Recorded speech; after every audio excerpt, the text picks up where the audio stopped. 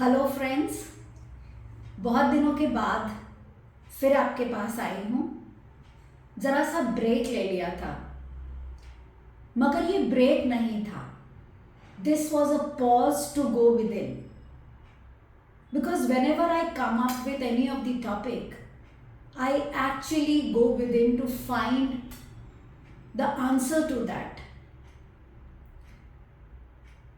एक समस्या से मैं गुजर रही थी, तो मैंने उसका आंसर पाने के लिए एक समय अवधि ली।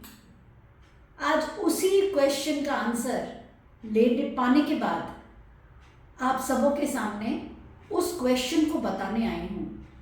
And I think so many of you will resonate with me. Don't you feel that we overthink? Sometimes we think of starting an exercise regime. हम बिस्तर पे रहते हैं और एवरीडे ये सोचते हैं कि कल से तो हम शुरू कर ही लेंगे। नंबर 1, कभी कभी हम किसी एक रिश्ते को लेकर के बहुत सोचते हैं कि हमने जो किया वो ठीक किया कि नहीं किया। कभी कभी हम बिजनेस को लेकर के कोई डिसीजंस लेना चाहते हैं, वहाँ हम कंफ्यूज्ड हो जाते हैं।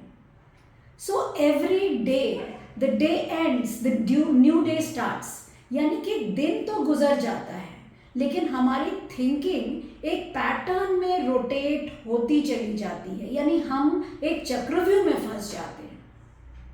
और ये पैटर्न आई बिलीव हम सभी की लाइफ में कभी ना कभी पर्टिकुलर फॉर्मेट में हमारी लाइफ में आता है, चाहे वो स्पिरिचुअलिटी के लिए हो, या कभी इमोशंस के लिए हो, या कभी फाइनेंसेस के लिए हो। बहुत सारी जगह पर हम ब्लॉक्ड नहीं, लेकिन एक पैटर्न में ज़रूर अपने आप को पाते हैं कि हम रोटेट करते हैं।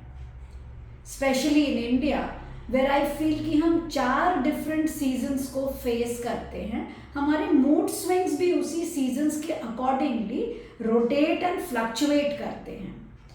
मैंने जब इस चीज़ को काफ़ी सारे लोगों से बात की और जानने की कोशिश की, समस्या सबकी सेम थी, मगर आंसर भी एक ही है। जब कभी भी हम सुबह उठें तो हमें ग्रैटिट्यूड के साथ उठना चाहिए, क्योंकि जो सुबह की स्लेट है, जो सुबह का वाइट बोर्ड है, जो हमारा माइंड है, हमारा conscious and subconscious white board है, वो एब्सोल्युटली क्लीन होता है। तो सुबह के समय हम जिस भी विचार को उस पर लिखते हैं, हमारा पूरा दिन एक्चुअली वैसे ही गुजरता है। कहते हैं ना, आपने सुबह किसका मुंह देखा है? दरअसल चेहरा हमने किसी का नहीं देखा होता, मगर हाँ, हमने अपने विचारों का चेहरा जरूर देखा होता है। जब कभी भी आप सुबह उठें, एक नई जिंदगी का आभास करें कि आज जिंदगी ने आपको एक बहुत ही ब्यूटीफुल गिफ्ट दी है। उस गिफ्ट का जब आप रैपर खोलें तो उस उल्लास के साथ खोलें जैसे आप अपने जन्मदिन के उपहार को खोलते हैं।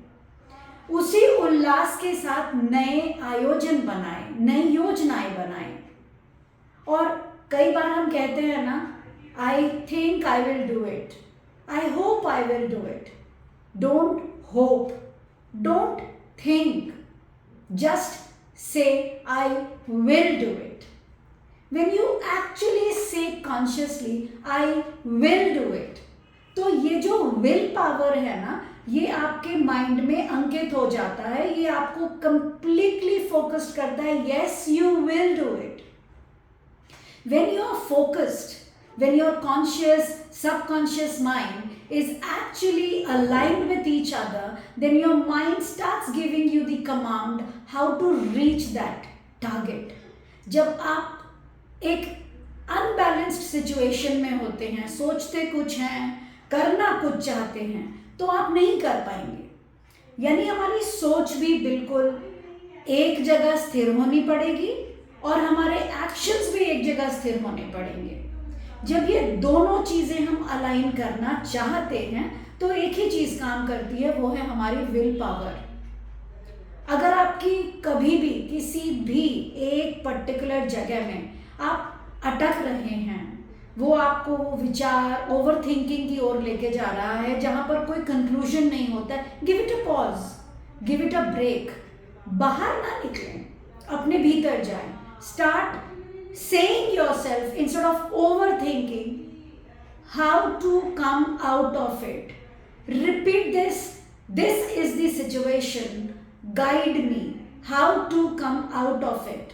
और जब आप बहुत ही कॉन्शियसली इस एफर्मेशंस को रिपीट करते हैं, मान के चलिए, करके देखिए, आपके रास्ते खुद ब खुद बनेंगे और उन्नति और targets, achievements, happiness, blissfulness, Joy 1000% आपकी लाइफ में जरूर आएगा.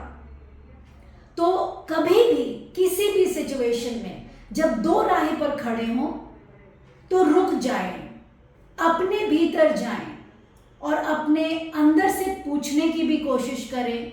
और जब जवाब मिल जाए तो उस जवाब पर एक विल पावर का स्टैंप लगा दें और फिर बिना अब कंफ्यूज हुए उस रास्ते पर चल पड़े, क्योंकि वो एक डिवाइन मैसेज के साथ आपको एक डिसीजन मिला है.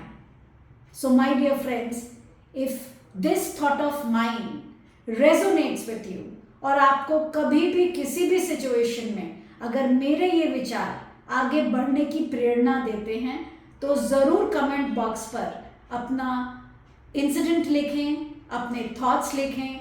सब्सक्राइब बटन को, बेल आइकॉन को प्रेस करना बिल्कुल ना भूलें. I am so glad to be connected with you.